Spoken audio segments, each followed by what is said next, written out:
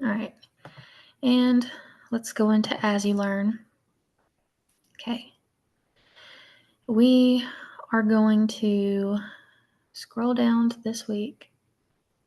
It's a little bit further than I meant to go. All right, come on. All right.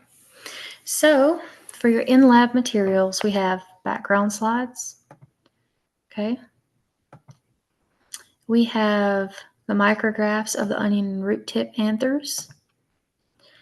And we have a background video that I will have you guys watch while you're in class today.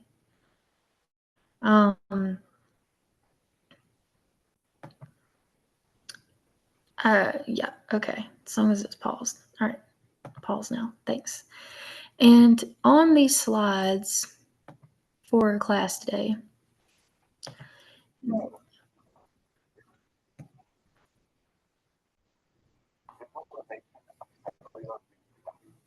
yeah, there is a oh, let's scroll down. Give it a minute to load. It'll take a second. There is a graph or a chart, a little Excel sheet for you guys to kind of work on. And I'll send this to you guys to kind of use while you're in class. So what I'm going to do right now is go into the Zoom link, right? I'm going to take the micrographs and I'm going to share them with you guys. And I want everyone to pull these up while we're working through lecture so that you can keep up and you're able to talk to your group mates. So I'm going to send that through the chat real quick so everyone has that. Okay. So there's the micrographs. Make sure you pull that up and open it up on your computer tabs. I'm going to send you the PowerPoint links again. Make sure you have that opened up. And here you go. And if you don't mind, also go ahead and pulling up and opening the exercise 8 in class activity. So I'm just going to send that to you guys again. And with the PowerPoint slides, when we start going over lecture, I know the internet connection is not always the best. So one of the things that I'm going to ask you to do is if you can follow along in the slides, if I end up skipping over a part, you should still be in slides, so you should still be able to see which slide I'm viewing. Also, you can kind of keep up with what I'm trying to say by being able to view the slides if the internet connection goes a little in and out. So let's start off by introducing some of these concepts to you guys. So we're going to come up here to the top of the slides and we're going to kind of start. And just to check again, everyone can hear me? Yep. Okay. All right. Now, so basically there's a 4-part experiment that's kind of being run and you guys are kind of doing pieces of it. So while you're not actually going to have your hands on a microscope in class today, you're going to work on the images generated by a microscope. And we're going to break this down into parts. So for the first part, we're just going to discuss cellular reproduction and mitosis. Then we're going to talk about some microscope basics, get into some skills practice, and then you can do activity 1. And then part 3 is meiosis, and then you can do activity 2. And for part 4, we're just going to talk a little bit about that module 5 project overview, okay? So to begin, let's discuss cell theory. So there are a couple of aspects of cell theory I kind of want ingrained in you guys' heads so that you understand what it is you're discussing in class, both in lab and lecture. The first thing being that all living organisms are made of cells. Cells always arise from pre-existing cells.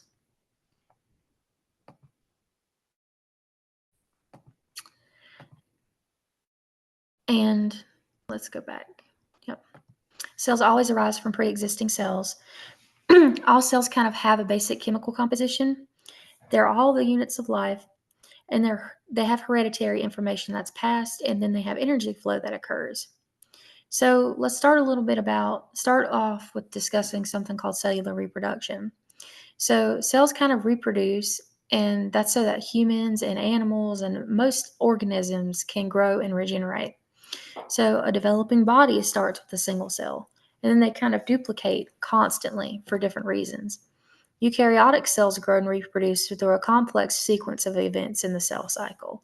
So cells will kind of undergo that cycle or process with either mitosis or meiosis, and somatic or body cells will replicate through mitosis. And then sex cells reproduce by meiosis. So somatic body, mitosis, sex cells, meiosis. Here's kind of an image of what this looks like. On the left side, you can see prokaryotic cells. On the right, you can see eukaryotic cells. We can kind of see a general breakdown of binary fission, which is the way a lot of bacteria reproduce. So we have circular DNA that kind of splits off and then undergoes cytokinesis within these cells. And then we have mitosis, where we start with sister chromatids that undergo replication, and then they form these homologous chromosomes. And then in this S phase, after this S phase, they're pulled apart in anaphase, and then we have these diploid daughter cells that are the same as the parent cells. In meiosis, instead, we start with these are replicated into they're replicated homologs. So then they undergo anaphase, and we're kind of looking here. We see metaphase happening, anaphase, and then we have the formal formation of a zygote, and then possible fertilization happening with meiosis. Just checking the chat, making sure everything's good with everyone. Yep, it's all right. Now let's go back. So with the cell cycle, there's a couple of different components. The G1 phase is the phase that you're going to just assume is basically synonymous with growth. So all the contents are duplicated. In the S phase, chromosomes are duplicated. So in a human, each of the 46 chromosomes is duplicated in the cell. In the G2 phase, cells kind of make sure there's no errors in DNA replication, and then they do repairs, which we could talk a little bit more about that if we wanted to, although I will say by the time you hit molecular biology, you'll understand a lot more about that. And then mitosis. In general, for the process of mitosis, this is what that cycle looks like. And then there's the G0 phase after cytokinesis, which is just cell cycle arrest. I do want to emphasize that a lot of research that surrounds things like cancer particularly deals with cell signaling as you go through this process, where mitosis is just uncontrolled.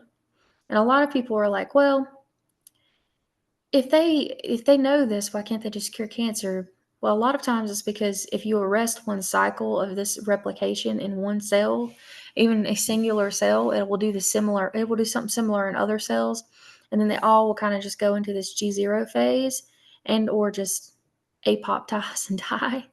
And that's not a great look, but I just some information for thought. So chromosomes that condense. So a chromosome is a distinct section or package of DNA that contains a specific set of genes. So again, during reproduction, these kind of thread-like strands condense, and you can kind of visualize this if you want via the attachment of histones that they kind of wrap themselves around and form this really tight chromosome. And that also keeps replication from occurring in certain parts of these these DNA strands. When we look at a karyotype, right, so it's basically an individual's complete set of chromosomes, right? And then in a human karyotype, there's typically 23 sets, and you can kind of visualize them here with the whole genome of a person. So a couple aspects of condensed chromosomes. Here, these are homologs. These are genes that are derived each from one specific parent, okay? And that's the centromere. That's a kind of point of attachment for them. So now when you look here, if they undergo the process of replication, They're still homologous, but they are comprised of sister chromatids, individual replicated sister chromatids that make up homologous chromosomes. So kind of remember that. So everyone should kind of be keeping up now. So examples of a human karyotype, would these be considered homologous chromosomes? I don't want to single anyone out, but I'll give you guys a chance to kind of answer that. Would they be considered homologous chromosomes? Yes. Yep, they would be. Can you explain why, Emma? Um, because they have like similar characteristics in length and size. Yes, they do have similar characteristics in length and size, but also you can kind of see that they're made up of these sister chromatids, and they have a point of attachment that after the process of replication. So, yeah. So, individual sister chromatids, if we were to highlight that, would just be circling one of each of these sides here. Um, So let's talk about the M phase of the cell cycle. So the G1S and G2 phases prepare the cell for replication, right? So all the contents are getting duplicated. And before that M phase occurs, 2 copies of each chromosome are present. In the M phase, it kind of undergoes mitosis or meiosis. And we can kind of see a demonstration of this here. We have prophase, prometaphase, metaphase, anaphase, telophase, and cytokinesis. So in prophase, again, we've got the chromosomes starting to condense and spindle fibers starting to appear. Prometaphase, they're starting to attach to spindle fibers, starting to get lined up. In metaphase, they are completely aligned. In anaphase, they're beginning to be pulled apart. So they attach at they divide at the centromere, and they kind of move towards the the ends of the poles of the cell. And then in telophase, you can kind of see the division of the cellular content starting to happen. And in cytokinesis, they are 2 distinct cells. Um, so again, that's just a general overview of what I just said. So now I'm going to give you just a little bit of background into mitosis, okay? So, and we're going to talk about it particularly as it applies to something called an onion root tip. So the onion root tip has a couple of different components, and this root cap here is the most important. So keep in mind when we're talking about this, we're talking about a part of a plant that is digging down into the dirt where cells are consistently being sloughed off, okay? So again, it undergoes the process of mitosis to kind of maintain the sloughing off of those cells because we're trying to create cells that are replicates of cells that are already present, okay? These are cells that are diploid, like their parent cells, and that are not being used for sexual reproduction, because again, it's just the root tip. So we kind of have interphase here. Again, prophase, late prophase, metaphase, anaphase, telophase, and cytokinesis for those who are still struggling to remember. So again, the purposes of mitosis, we're just kind of allowing this growth to happen. So this here is the meristem. This is just a region where growth can kind of happen upwards. And this is also a great location for the process of mitosis to take place. It's called the apical meristem, if you're curious. If you look down here, you can see a root tip. And again, this is what you're going to be focusing on. And in this root tip, you are going to be able to visualize the processes of mitosis. And this is something that humans do too, not just plants. So all of these tissues and all these components of the body are replicated and maintained by mitosis. So again, it kind of just replaces those worn out cells. And cells that are worn out kind of just undergo apoptosis. So again, also it's great for tissue regeneration or asexual reproduction. Here we kind of have a skin epithelial sheet regenerating those tissues. regenerating parts of salamanders. And then here we have asexual reproduction with green algae, liverworts, and mosses. So for the purposes of this class, just know that they are asexual reproduction. As you move forward into Bio 1802, you will go into more detail discussing each one of these individuals' processes of asexual reproduction and all the terms and names that kind of go with it. So again, and then with these offspring cells, they are genetically identical again to the mother cell that you would see in interphase. When we're kind of looking at this with the root tip, it kind of looks like this. So just want to zoom in here so we can get a real good vision of this. Make sure this is still recording. Yep, everyone can see. Good, good, good. All right, now in prophase, you can kind of see that chromosome nuclear membrane, or all the chromosomes inside that nuclear membrane, are kind of condensed up, and you can see pieces of a mitotic spindle starting to form. So here in this vision, or this image, you can't really see the centromeres, but if you move into prometaphase, you can distinguish it from it. So again, we have those spindles, they're still present, but we can see kind of the breakdown of the nuclear membrane with further condensing of the DNA present inside of the nuclear membrane remnants. Then in metaphase, and we kind of got them attached as well, you can kind of see that happening here. And then with metaphase, they're kind of lined up along the center of the plate. They're completely attached to these spindle fibers that you can kind of barely see. Anaphase, they're being pulled apart and they're still attached to these spindle fibers. You can distinguish these pretty easily. And then we have telophase and cytokinesis. Here we can see there are two distinct nuclear membranes, and then a cleavage furrow has started to form that will later turn into a cell plate or a cell wall to complete the process of cytokinesis in a plant cell. So it's kind of what they would look like.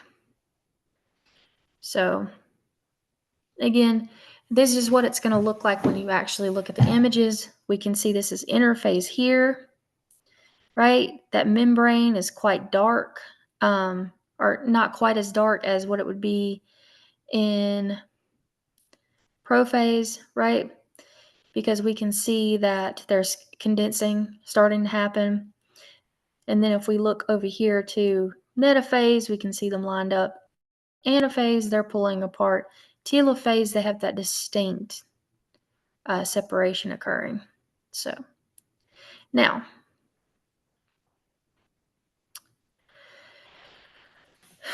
we'll kind of skip through. Well, no, let's go ahead and have you guys do it. What I'm going to have you guys do now is open up the micrographs for exercise 8, okay?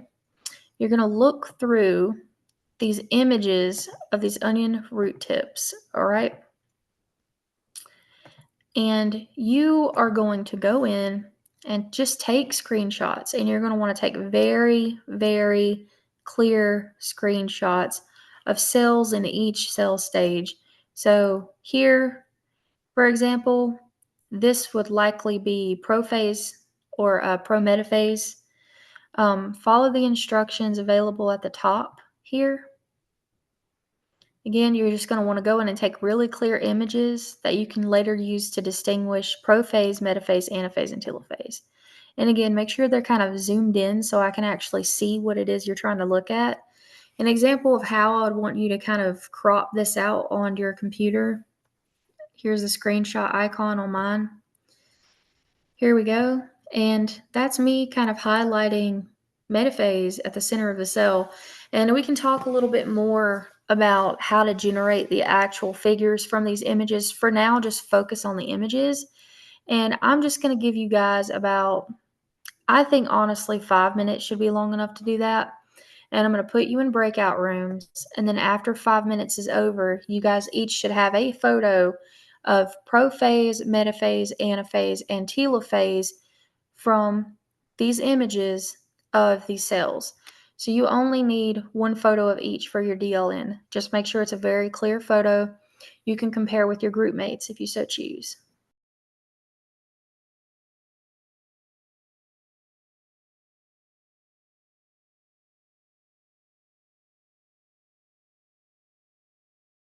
How do I like? Oh, Everybody's headed to breakout rooms, but um, if you have a question, Uriah, you can text it to me. If you want to, you can kind of leave the breakout room once you're kind of placed in it. okay. Sorry, So I was just like asking how I scroll in to like come on my computer, like how I scroll into the picture, like or whatever. you can kind of just zoom. So, Zoom like, in. you should be able to just zoom in and then be able to get clear images. And again, I would recommend kind of looking with your group mates to make sure that these photos are clear. Because I will say, with this DLN in particular, Uh-huh. making sure you are following instructions with how to generate the figures and getting clear and concise photos is important. So, at this point in the semester, everyone should kind of know the figure title goes down below the figure top. Whether you put the title in the image or the graph itself or not, you still have to have like the figure title down below. And because Uh-huh. these specifically are images, you'll want to put that down below. But again, we'll talk more about it in a minute, but just make sure they're very clear, okay? Okay, thank you. All right. Mhm.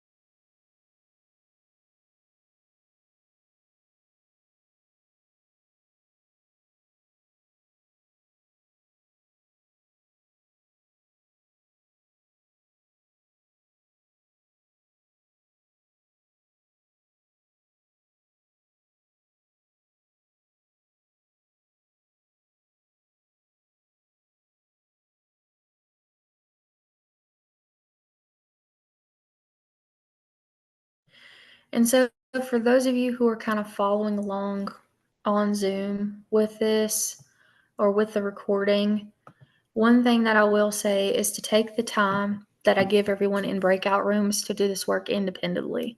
Um, 5 minutes should be plenty of time to get 4 images of clear and concise photos. Um, so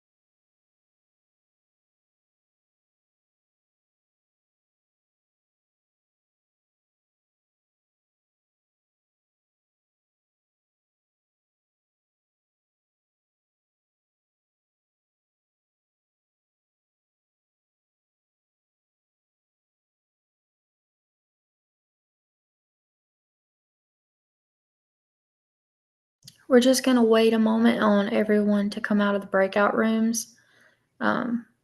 So.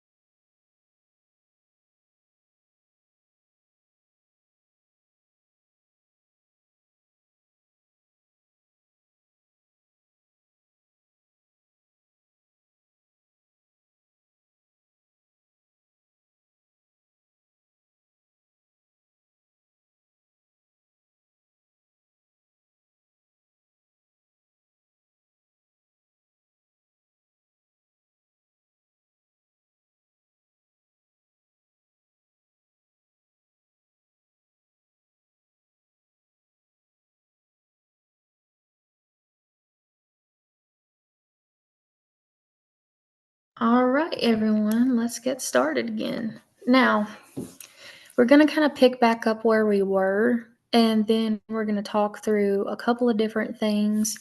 And then I'll have you guys go back in breakout rooms probably about 2 more times before we're done with class today, and you'll only be in there for a minute. I don't think that these few little things really take all that long. So if you're focused when you go into the breakout rooms, you should be able to get everything done. So let's keep going. Now, again, whoop. So we kind of talked through, and you've got a chance to kind of view what this looks like under a microscope. Now we're going to kind of talk through some microscope basics. So microscopy is just a process that kind of allows us to visualize objects that are too small to see with the naked eye. In biology, we can examine bacteria and cells at a magnification of up to 1,000 times their original size. So light and bright field microscopy is typically used to get us images of things like cells, and it kind of happens with the transmission of light that's going through whatever it is you're trying to look at. Whereas scanning electron microscopy is something that we kind of use to visualize things that are harder to see. And the way that this works is electrons will bounce off of these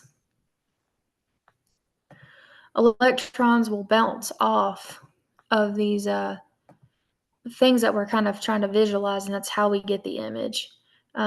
Something kind of cool to just show you. Let's take a moment and just take a peek at what scanning electron microscopy images look like. And they'll kind of look like this, which is really neat and cool. And then light microscopy will kind of look like this. And you can see a definitive difference in it'll kind of look like that. And you can kind of visualize a definitive difference in what it is that you're viewing, and what its size is whenever you're looking through it. So again, they kind of have a range of less than 1 nanometer all the way up to 100 micrometers. And then light microscopes are much larger in size. So again, light microscopy kind of uses a compound microscope. We have an arm here, we have an ocular lens, and these objective lenses that we can use to change the magnification with. We have a stage, and then here we have a place to adjust a plate, stage controls, the iris diaphragm, the base, and then a light source. We also have the light adjustment tool, and then we have the condenser. We also have a coarse focus and fine focus. So this objective lens is kind of something that you want to be careful rotating in between. So there's 20, 40, and 100 if I'm not mistaken. And when you're rotating, you want to be careful when you get to the highest objective, which is this blue one here. If you're ever using a microscope, not to adjust the coarse focus too much, because you can actually break whatever it is you're trying to view, as well as the lens. So the first thing you kind of want to do is sit down, look through the microscope, adjust your coarse focus, then your fine focus. If you can't see what you're looking at, then you can go up a magnification. Then you can adjust your coarse focus, and then you can adjust your fine focus. And then if you can't see, you can go up magnification and very gently adjust the coarse focus and fine focus. I recommend making sure you adjust the light in between each one of these, and be careful to be aware of how close the objective lens is for that blue lens whenever you come down and you are touching the plate where it is on the stage. Just something to kind of keep in mind. So I'm going to have you guys watch the microscope demonstration here in just a second, but let's take a moment to talk about parfocal lenses. So a parfocal microscope is a type of microscope that allows you to switch between objective lenses without losing focus. So that means that you can kind of view a sample at different magnifications without constantly having to refocus, because you do need to do that. And then you would kind of start by focusing early on the specimen in the field of view using a 4x objective lens, and only after that had been accomplished could you move on to 10x and 40x. And there'll kind of be a demonstration of this. You can visualize what this would look like here. So for the micrographs, we would take advantage of your phone's ability to take pictures through the microscope.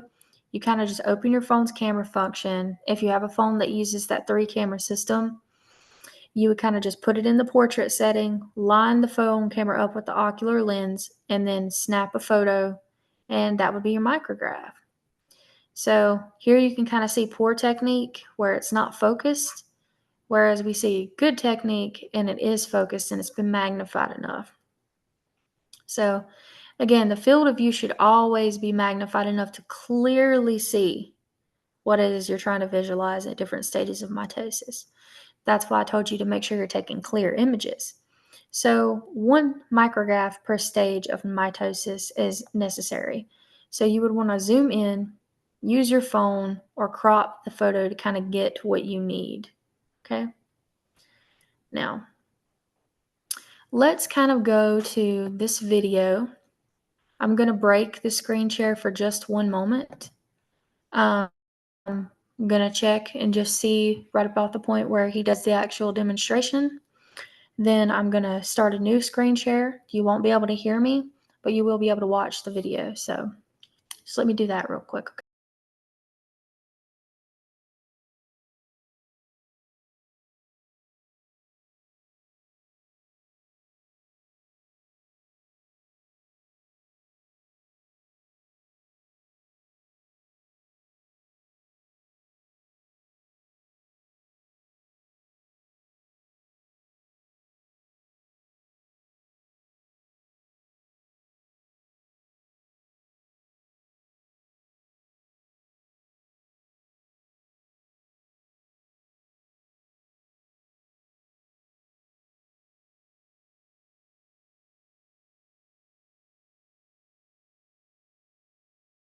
Actually see what this is like. Okay, so here we are in the lab with our microscope. We're going to talk through the different parts of the microscope and how we use them. So we'll start right up here at the top with our ocular lenses. This is where we actually look into the microscope. All right, we'll work our way down this way. This is called the arm of the microscope. And attached to the bottom side of this arm are the objective lenses. It's very important that we're careful with these lenses. This is what's doing the bulk of our magnifying. The ocular lenses are doing part of it, but this is doing the bulk of it. So these are the ocular lenses are 10x, and then we have 3 different options down here: a 4x, a 10x, and 40x. And so we can look through the microscope at a total of 40 times, 100 times, 10 times 10, or 400 times magnifications. Then we have the stage. This is where our slides go. So our slides set right up here on the stage. We can open this up to get our slide in there. And then we're able to control the stage with the stage control dials over here on the other side. We can move side to side, forward and back. And then we have our focus knob. So we have this larger focus knob. That's our coarse focus. So that's going to make big movements. You can actually see it. Big movements up and down with that. and then our fine focus that makes small movements with it.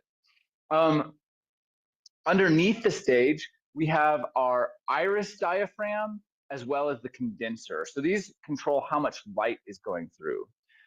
Speaking of light, we have our light source down here. We can turn it in. On the other side is our light switch. It's a regular light switch. Turn it on here and here. And then we can control how much light we get, how bright our light is with this light control knob on this side. So when we're ready to look at a slide, we stage it here, and we find about the middle of the slide with our adjustment. We get on our 4x. We don't want to use the stronger focus yet, and then we'll look through and we'll get it in focus. I made it a little too bright there. Get things in focus. We can adjust our eyepieces if needed. So then we get it in focus, and then we can find the spot that we want to look for. All right. We'll actually switch this slide out. I grabbed the wrong one. Switch this slide out.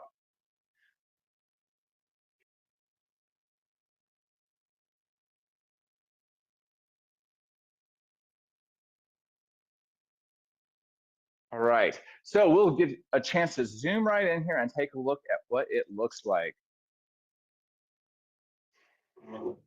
So we're able to use our phone's camera. See that bright dot? That's what we're going for. Zoom right in, and we can see through the microscope our onion root tip.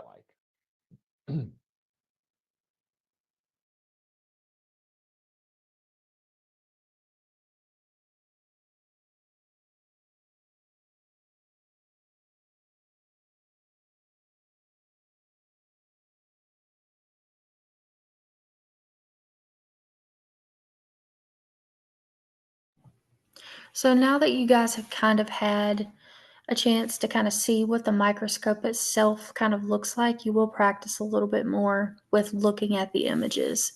But first, let's just talk for just a second on a little bit about these slides and the information contained in them. So, all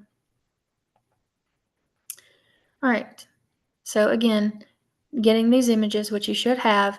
Now you guys can kind of, as you're listening to me, if you want to, you can kind of work on making figures.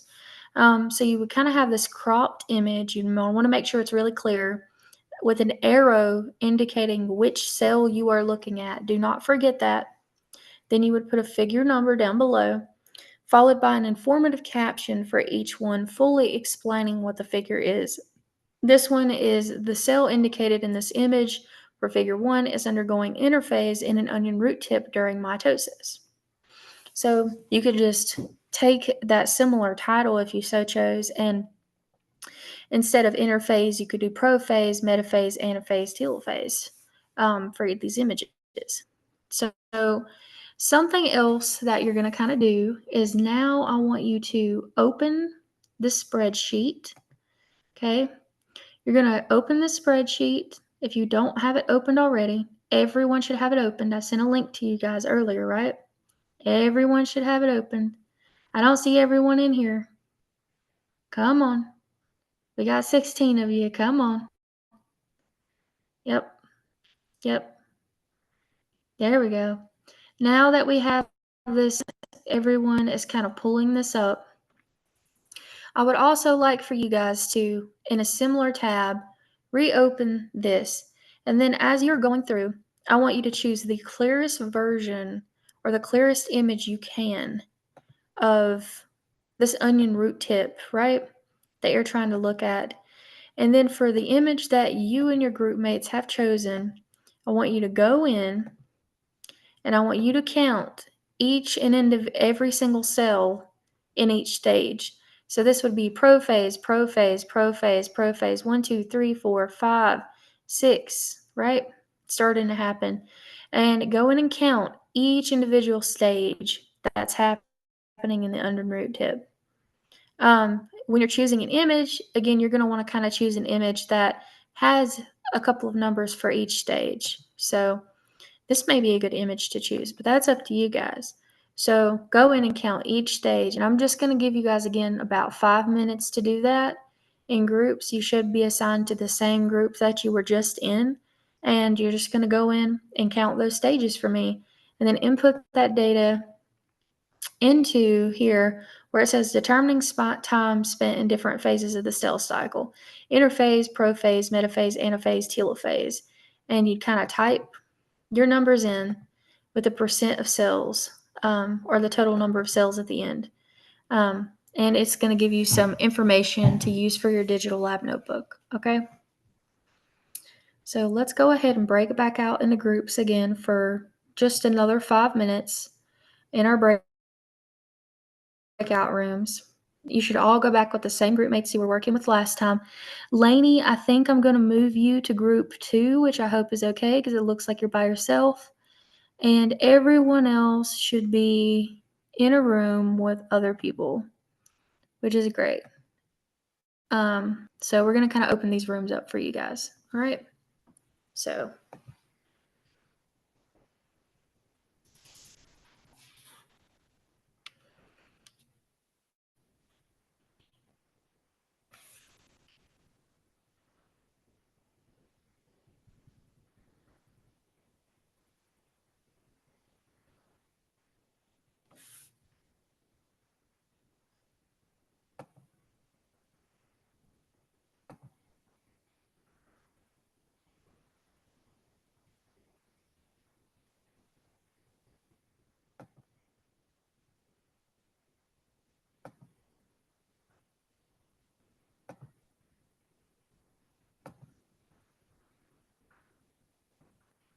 are you guys good here?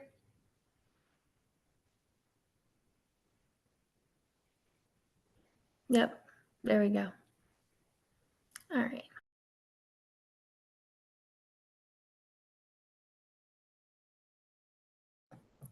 So for those of you for the recording who are kind of just following along, again, I'm going to set a timer for about 5 minutes. Just choose the best image you can and work through looking at that image and then taking basically a count of everything. So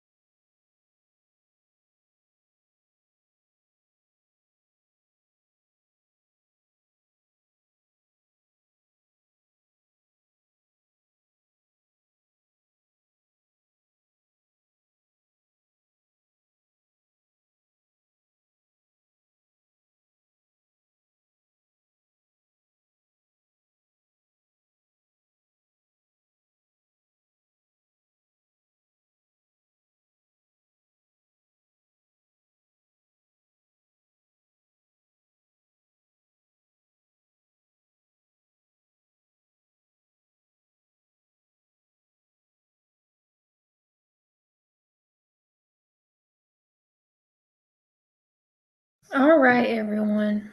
We should all be back now.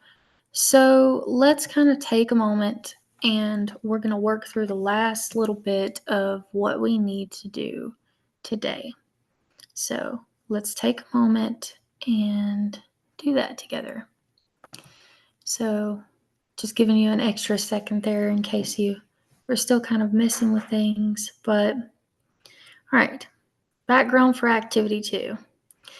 So now this last part is going to talk about a bit about meiosis and meiosis 1 and meiosis 2. So it is this 2-step process. So let's talk about the phases of meiosis. So basically G1, S, and G2 are the same. The only difference is instead of doing mitosis, you go through meiosis. Meiosis, again, is a process that occurs in 2 rounds of division. So we can see here, we're starting off with 1 cell, and after meiosis 1 is done, we have 2 cells. And then after meiosis 2 is done, we have 4. So we're going to talk a little bit about that. We can see interphase, prophase 1, prometaphase 1, metaphase 1, anaphase 1, telophase 1. Then prophase 2, metaphase 2, anaphase 2, telophase 2. So let's talk a little bit about meiosis 1. So meiosis 1 separates homologous chromosomes. We're starting with a parent cell that is diploid 2N and contains a homologous pair of replicated chromosomes that we can kind of see here. At the end of meiosis 1, we have daughter cells that are haploid and contain just one of these replicated homologs, making them haploid. So for the daughter cells at the end of this process, they contain one unreplicated chromosome each. So these are what would become gametes. And again, the individual sister chromatids are what are present in these cells. So you can kind of see this here. We're starting off with these replicated homologs, and then we're moving down. We see that the replicated homologs have been separated. We're going from being diploid to haploid. Then we divide down even further, and now these replicated homologs are separated into individual sister chromatids, making haploid daughter cells. So again, those haploid daughter cells can be seen here. And so again, meiosis 2 is kind of the same process that happens in mitosis because we're starting at a point where we have cells that are haploid and they're becoming haploid, but we're moving from replicated homologs, okay, or we're moving from having these individual chromosomes to these individual chromosomes that are comprised only of sister chromatids that have been separated. So you can kind of view it this way if you want to look at meiosis 2 as being similar in that respect. So again, we get 4 cells that are produced from this. These cells are what we would use for sexual reproduction, basically gametes. So, oh, no, I was screen sharing. What am I doing? Anyway, so they're basically gametes. And you can kind of see that here again. And these gametes can undergo something called fertilization, which is a process for sexual reproduction. So they have to have a certain amount of required genetic material in order to do that. And that's basically so we get these 2 halves that create a whole zygote that can develop into an organism. So an organism would be genetically distinct from both of the parents in that respect from this process. So let's look at this a little bit more. Prophase 1, okay? And this is how prophase 1 looks. Again, we have those replicated homologous chromosomes in prophase 1. Prophase 1 is the only phase that allows for crossing over and genetic mixing to occur. So basically, the nuclear envelope does break down. Those chromosomes, again, are condensed, and then synapsis occurs along the fusion, basically a fusion of the homologs during meiosis. And we would call what is formed and what you can kind of visualize this way as a synaptonemal complex. Okay? So, this synaptonemal complex allows for something very interesting to happen whenever late prophase starts to occur and we start to move into prometaphase and then metaphase and anaphase. So, again, we can kind of see that crossing over can kind of occur as an effect of synapses. So, late prophase, those homologs are attached to these microtubules to opposite poles of the cell at the kinetochore or centromere of the cell, the chromosome, sorry. And then the homologs are starting to be separated. As they're being separated, they remained attached at a point called a chiasmata. So basically, this crossing over between homologs and non-sister chromatids kind of occurs as an effect of this, and this produces chromosomes with a combination of maternal and paternal alleles, allowing for inheritance to occur. So this is another way genetic recombination can happen, and we can have organisms that are offsprings that are not necessarily completely identical to the parents. So this allows for continued diversity within the cell. So what does meiosis look like in plant cells? So we can kind of see this happening here. So again, we are all the way still at prophase, the prometaphase, right? We're getting towards anaphase or metaphase, right? And then anaphase, telophase. And then here we're starting with two cells, right, that have formed individually. Then we start to go through prophase again. As we're going through prophase again, we start to go through metaphase, anaphase, telophase, and then we have 4 distinct cells.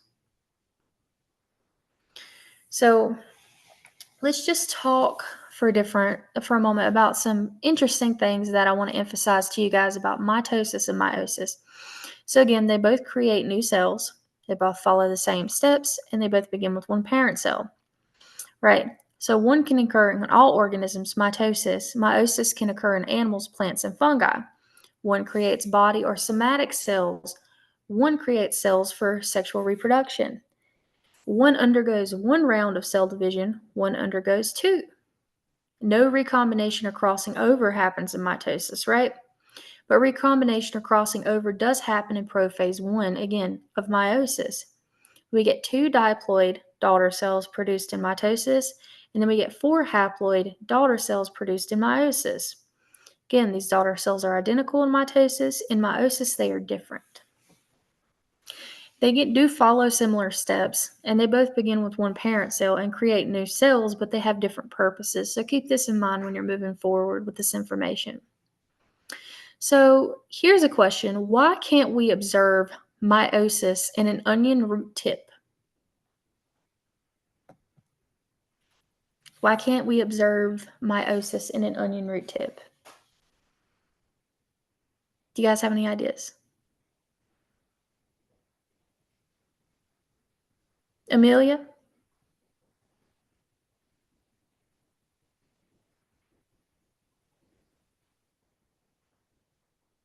Riley? Because it doesn't reproduce doesn't use like sperm and egg cells, like not cells, but the gametes, or does that make sorry if that makes sense?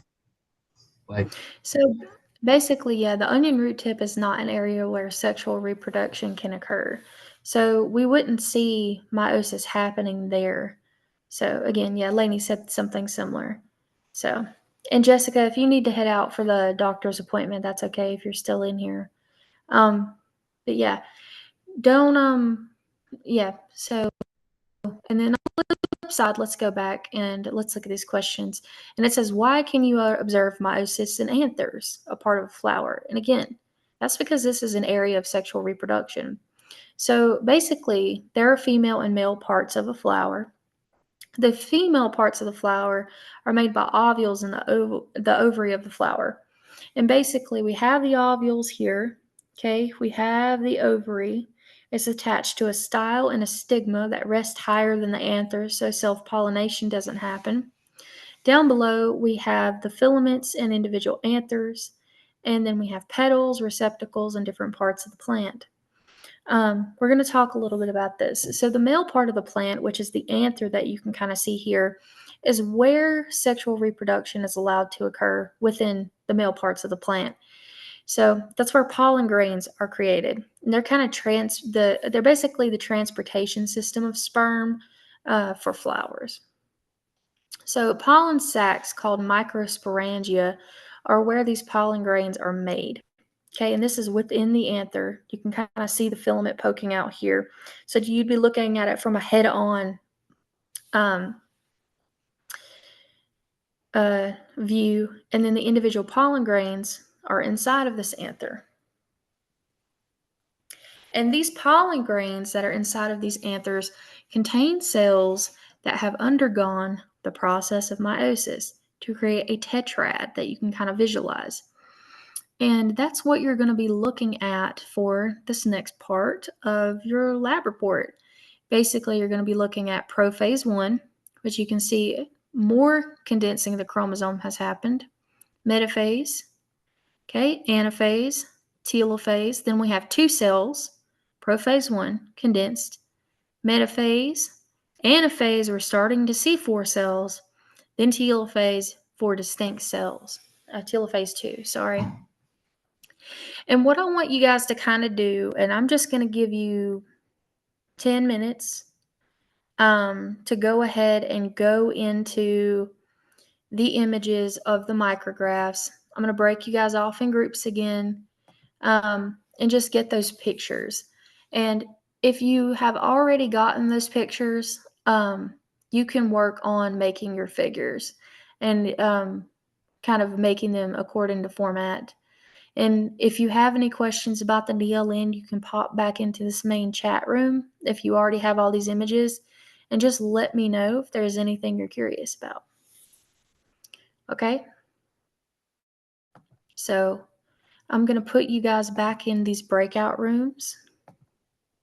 All right? And again, you're going to be looking at the anther, taking distinct photographs or basically screenshots of each one of those stages.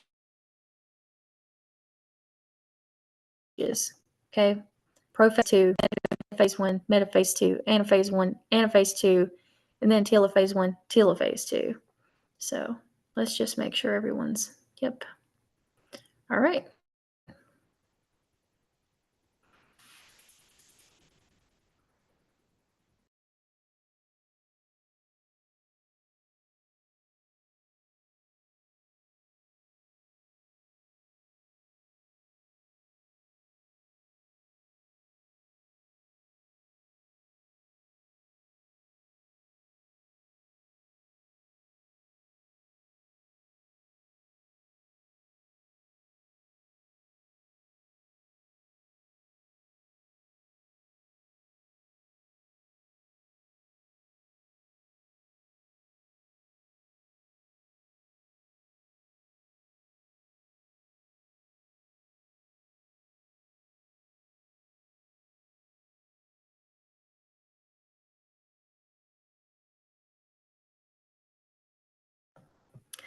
And if anyone is watching this, again, you can kind of follow along. And Amelia, you should be in your room, girl. Let's get you situated. All right. Let's put you in room 4. So you're kind of somewhere. Oh. Is there only one person in room 3? It's not very good. Amelia, are you online?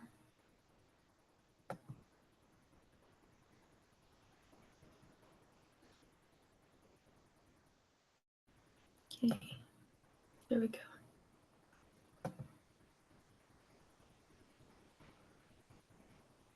All right. Yep.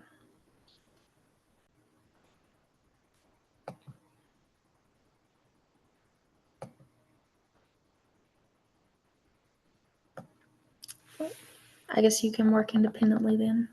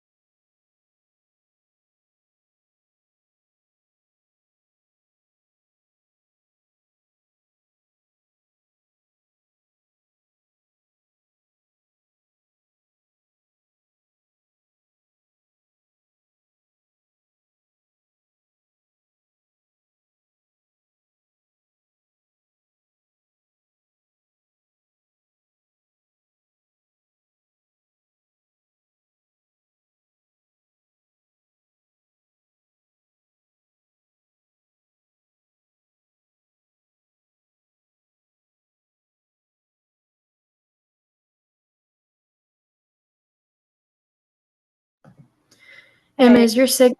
Yeah. What's I have a up? question. So, Mm-hmm. with the DNL, I was going through it, and when question 22 starts, it says, insert a picture of the prophase one. Is that from like the onion or the other? That should be from the anther. Remember, Okay, the onion tip, or the only kind of replication that happens in the onion tip is mitosis. And remember, okay. in the anther, the microsporangia of the anther, we have gametes, these gamete cells in tetrads where we would have meiosis starting to happen. So Hmm. this is a little bit harder. That's why I gave you guys a little bit of extra time with this. Because there's not as many cells and it's a little bit harder to find the cell stages. So if you want to join back in your room, you can do that. And if you guys need extra time while I'm kind of just talking through things at the end of lab, you guys can work on it if you need more time, or you can just let me know and I can put everybody back in groups just depending on how long this may take. Okay. Okay, and for question 12, it says interphase, and that's just with the first ones that we were initially finding Yeah, at the kind of like where beginning. you would find cells that have a nuclear membrane. They're not going to be quite as dark as cells where prophase is happening, and you've got to remember that's because in prophase we have the condensation of these chromosomes happening, so we can kind of see parts of the nuclear membrane through the DNA. Hmm. Whereas in interphase, you're not going to be able to see that. You're also not going to see the mitotic spindle in the cell at all. So it would kind of just look like a regular cell in comparison to everything else. There should be a lot more cells, generally speaking, in interphase because it's the longest phase as compared to other cells in the cell stages of replication. So, Okay. And yeah. that's not, so starting at question 12, that's not based off anthers, So I would say that's probably does it say mitosis or meiosis? mitosis. So that would be what? What do you That think? what specific stage that is? Yes. No, mitosis is it's part of the cell cycle. But Right. when we're talking about Is it which the of onion root tip? yes, that's what I'm Okay. trying to get at. Yes. Okay. So you would look at the onion root tip for that. Okay. Yeah. I would definitely get confused on that later on. Yeah. Did he are in the instructions does it ask for interface in the PowerPoint Um, slides? for on the PowerPoint slides, Yeah. Does it say to take photos of interface? um, Let me check. It should say the stages of the M phase. So I guess there's some parts of the DLM that he's wanting you guys to do separately. I guess then, if this is what we're covering in lecture. So yeah, as you guys are kind of working through, if it's asking for different stages, then just go back to the images and get additional photographs. Um, but for the purposes of kind of what we're just doing in here, we'll just be working through these activities with you guys. Um, so okay. if it asks for interface, it's not up here, but I'll tell everyone the next class to kind of get a photo of that as well. Um, so you guys can kind of do that. Uh, but you should be pretty well okay. Hmm. So if you have to go back and get additional photos, I don't think it's like the end. So it doesn't seem like the worst thing in the world if you have to go back and get one more photograph. So now the timer is out. So I'm gonna go ahead and pull everybody out of the groups.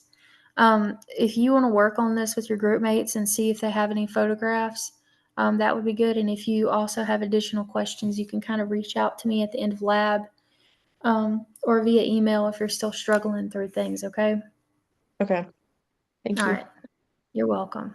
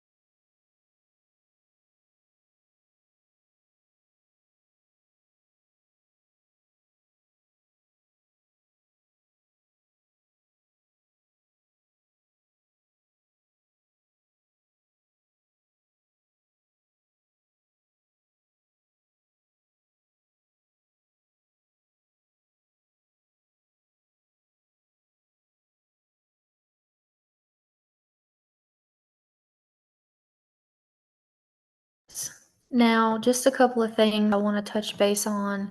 Well, now that we've got through the majority of all of this, we're going to talk a little bit more about the information that you just got and talk about the DLN one more time. Or not the DLN, the genetics module project one more time. So basically, let's just do an overview of this again. So there's provided materials on As You Learn for any of you guys who missed it. You're going to do a 5 to 7 minute presentation, okay, for a genetic disease of your choice. And it's going to be about 5 to 7 slides using a provided template. You can turn your presentation slides in for a peer review. I do want you guys to do that. So I think someone in this section maybe had asked about that before. So basically, you're going to turn it in. You're going to end up looking at someone else's, offering feedback, and then you're going to use that feedback on your final draft. So I'm sorry about that. And so you do that peer review, and then you'd record a presentation and turn it in as a final project. So I think I had a student email me, and they were like, I don't know how long it's supposed to be, 5 to 7 minutes. And then you're going to do it just about a minute per slide, maybe somewhere between 45 seconds or 30 seconds to a minute per slide, if you are doing 5 to 7 minutes, yeah. And you're going to want to kind of turn that in as a final project. There are some deadlines for that. November 10th to 11th, you're going to pick that topic and make those slides and turn them in. So, and you'll have that submitted by Sunday, November 17th.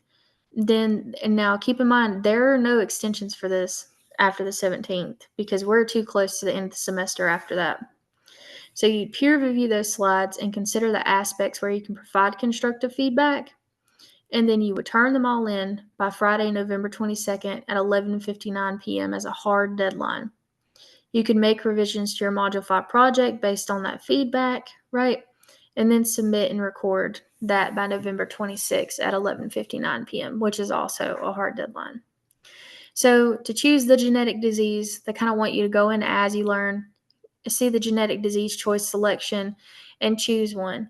Now, I had told you guys before that you could choose just about anything, but they do want me to limit you a little bit. So let's just say if you can't see the exact mode of inheritance very clearly spelled out on a website like OMIM where it says AR or AD, or it's got something that you can kind of follow along with for the specific form of a disease that you have gotten, then I wouldn't work with it. Just so that you can kind of get a basic guideline of like what you're looking at. If you can provide enough information for me about it, because there are some diseases where if you end up with one particular gene of the disease, the penetrance is so high that it's autosomal recessive or autosomal dominant.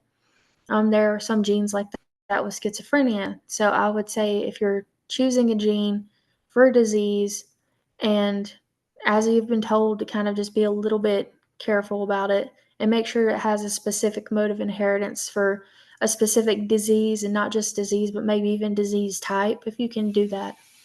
So, any questions?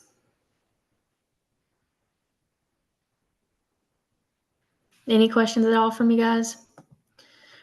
Before you leave, again, I know you guys may not have caught it, but on YouTube, I have a video that I've posted where you can kind of go in and you can look at As You Learn, or not As You Learn, you can look at NCBI. And it gives a lot of detail on how to use NCBI and OMIM. And that's where a lot of the information that you may want to use for this it can be found. NCBI and OMIM are both really great resources where you could probably find about 90% of the information you need for a genetic disease project like this there. So, yeah. Any other questions? Any questions at all? All right. If you guys don't have any questions, I'm going to go ahead and end the call, okay? You guys can go. Thank you. You're welcome. Thank you. Mm-hmm. And then we could go over those testings, right? Mm-hmm. Yeah. So what was it that you were nervous about again, Uriah? I just wanted to go like, I guess I share my story. I just like was confused about like I guess which ones I got wrong because like it didn't really show me, and I thought I knew these Yeah. pretty well, so I was just kind of confused. All right. Let me stop the screen share and then stop the recording and then we can do that. Okay, thank you. Okay.